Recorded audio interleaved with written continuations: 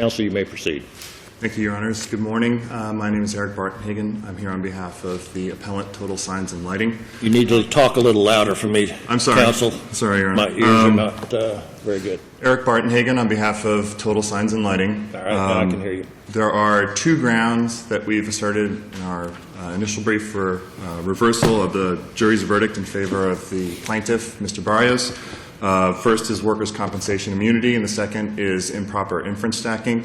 I'd like to reserve 1 minute for rebuttal, and I will start with the workers' compensation issue first. I have a question before you start. The workers' comp, they concede that he met the statutory definition of employee.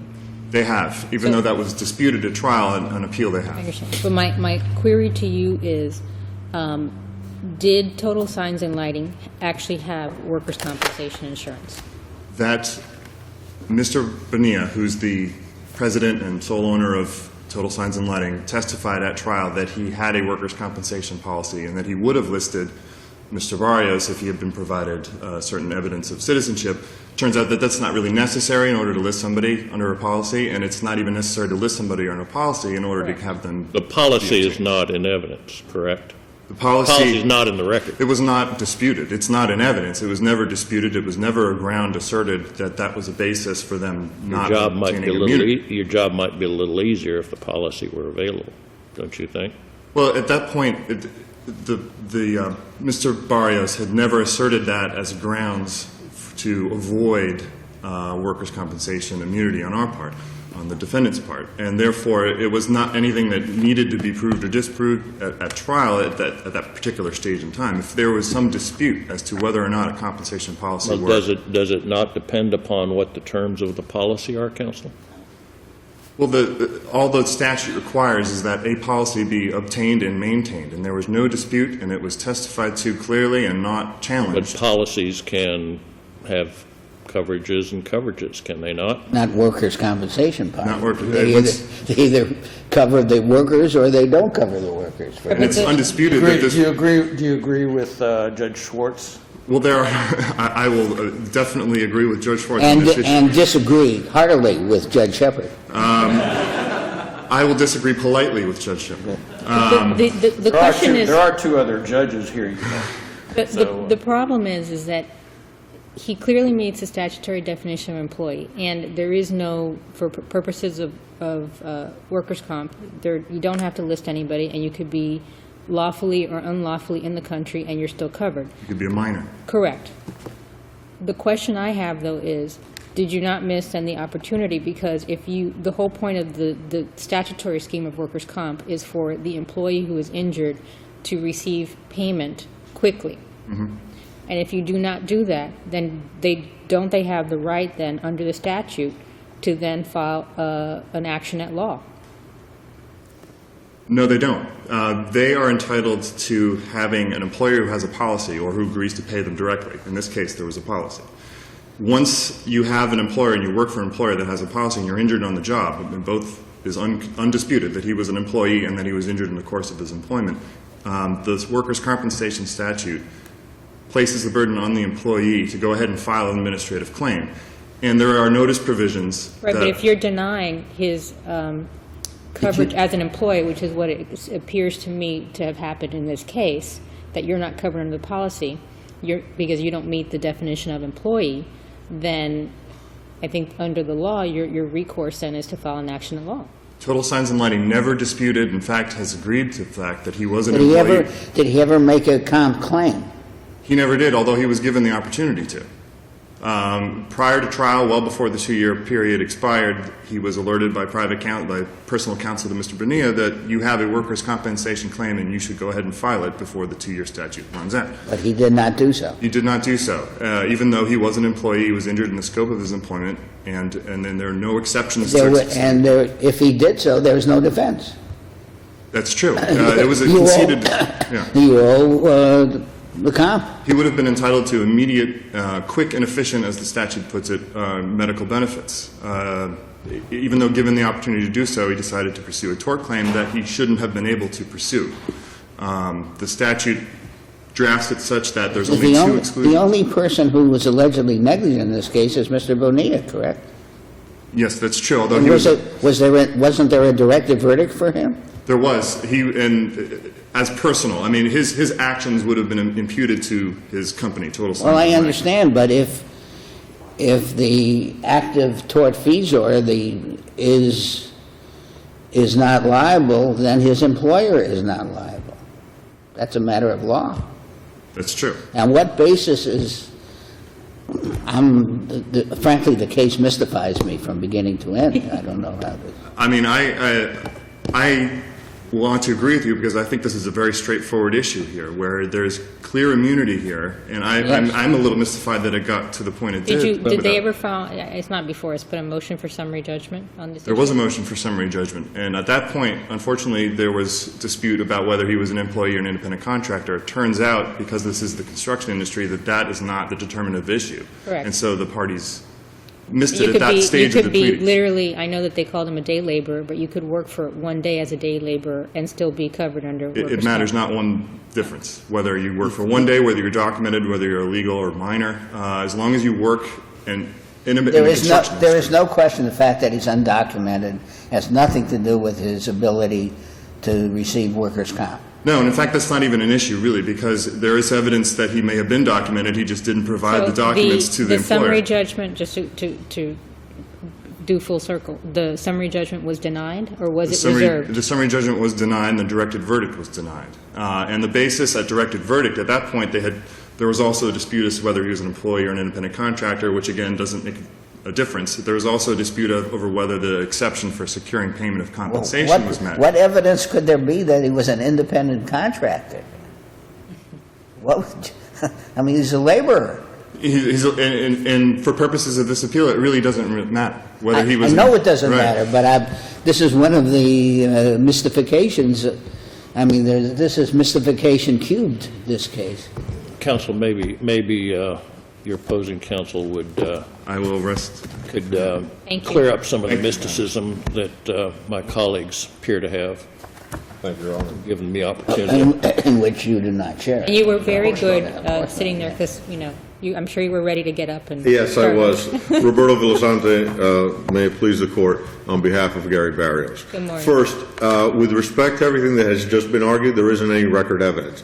With respect to whether or not Mr. Barrios was given an opportunity to apply for workers' comp, what is the evidence? There isn't any record evidence, including, as far as I know, at the time of the motion for summary judgment, because Mr. Bonilla, the employer, even at the time of trial, was unclear as to whether he wanted to classify his employee as an independent contractor or not. But it doesn't make any difference. That doesn't make any difference, but what does make a difference is that Mr. Bonilla, because his misperception about his employee status, felt that he could not be listed under workers' comp. Why does that make a difference, counsel? Because then, by assuming that his employee did not have workers' comp at the time of the injury, when his employee is seeking workers' comp, he was actually effectively excluded from workers' comp But he by wasn't. the employer himself. But he wasn't excluded. We don't- If he applied for workers' comp, he's entitled to workers' comp as a matter of law. And The employer cannot exclude him. there is absolutely no record evidence that the employer assisted in any way this employee It doesn't- towards workers' comp benefits. It doesn't matter. Well, Judge, in this case, we're really talking about the definition of securing compensation. Whether it is Do meaningful you for an doubt that they employee. had do you dispute that there was a workers' compensation? Apparently, they policy? had workers' compensation insurance, and the information that the employer had. And the employer of the workers' compensation insurance was Total Signs and Lighting, Inc., correct? Apparently so. Well, that's the end of the case, counsel. Judge, if it was that this employee had been given meaningful access to that insurance, then that would be the end of this case. Did he make a claim, counsel? And no, he did not, because he was under the impression that he was being treated as an independent contractor or whatever his Well, his employer He could have told him. made a claim and found out. Well, you're in the... Unfortunately, at that time, this gentleman, the time lapsed, And unbeknownst He to knew, him, he knew there was coverage available, he knew that a policy existed during the 2-year He time. didn't have to period. know that. no, he didn't know that. I mean, this is not a well-educated, sophisticated He employer. that's what you employee. have lawyers for. That's what you have a law for. Yes, The but- law immunizes these employers from a common law action in this exact situation. But the employer should not benefit from the misfeasance of an... The employer is not benefiting one way or the other. The employer has one kind of insurance or another kind of insurance. In this case, in addition to the fact that I believe that Do you the have employer any, intervened, do you have there any is no case, evidence. do you have any case or authority of any kind which would justify a common law action as over the claim of workers' comp immunity under these remotely similar facts?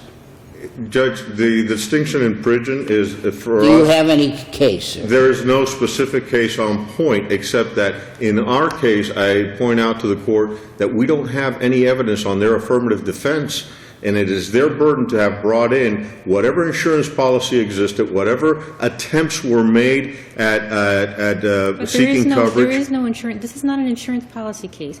You pay fees, you pay monies to the state of Florida, to the workers' comp fund, and you're covered, okay? There is no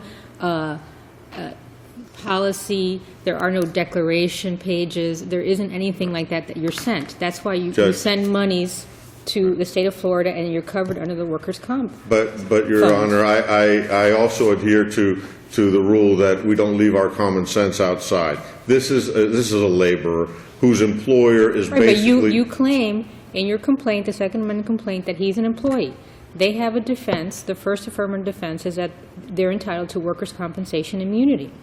And they all right? didn't prove up their affirmative defense. Well, Judge But Thomas, you admit he was Judge Thomas employed by denied he was employed by Total Signs in a construction job. The only person who was allegedly negligent was the owner of Total Signs, a co-employee to the nth degree. Right. If this is not an immunity case, there is no such thing. Right, Judge Thomas denied the motion for summary judgment that was joined by someone else as well.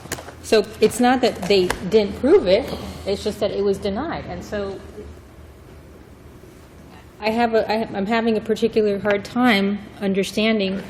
I think that after... I mean, that's why I'm saying, here you have a situation where you could have pled this complaint, and we've seen lots of cases where you plead the complaint and say, we were denied coverage because we were told we were not an employee, a statutory employee. Here you're saying, we're an employee of Total Signs, and they're admitting that you're an employee.